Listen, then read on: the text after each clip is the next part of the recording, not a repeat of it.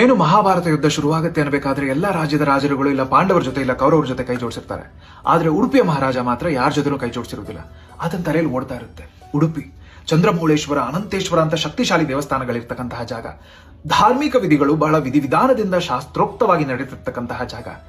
ಶಾಂತಿ ಪ್ರಿಯರು ತುಂಬಿರ್ತಕ್ಕಂತಹ ಜಾಗ. ಇಂಥ ಜಾಗದಿಂದ ಹೋಗಿ ರಕ್ತ ಹರಿಸೋದು ರಾಜನಿಗೆ ಇಷ್ಟ ಇರೋದಿಲ್ಲ.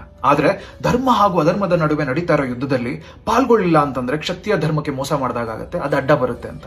ಹೇಗೆ ಪಾಲ್ಗೊಳ್ಳೋದಪ್ಪ ಅಂತ ಯೋಚನೆ ಮಾಡ್ತಾ ಇರಬೇಕಾದ್ರೆ ಆತನಿಗೆ ಹಸುವಾಗತ್ತೆ, ಅರ್ಥ ಆಗತ್ತೆ ಹೇಗೆ ಪಾಲ್ಗೊಳ್ಳಬಹುದು ಅಂತ. ಪಾಂಡವರು ಬಂದು ಸಹಾಯ ಕೇಳಿದಾಗ ಹೇಳ್ತಾನೆ, ಸೈನಿಕರೆಲ್ಲ ಯುದ್ಧ ಮಾಡಿ ವಾಪಸ್ ಬಂದಾಗ ಹಸುವಿನಿಂದ ಊಟ ಬಡಿಸೋಕೆ ಯಾರಾದ್ರೂ ಬೇಕು, ನಾವು ಅದನ್ನ ಮಾಡ್ತೀವಿ ಅಂತ. ಪಾಂಡವರು ಒಪ್ಕೊಳ್ತಾರೆ.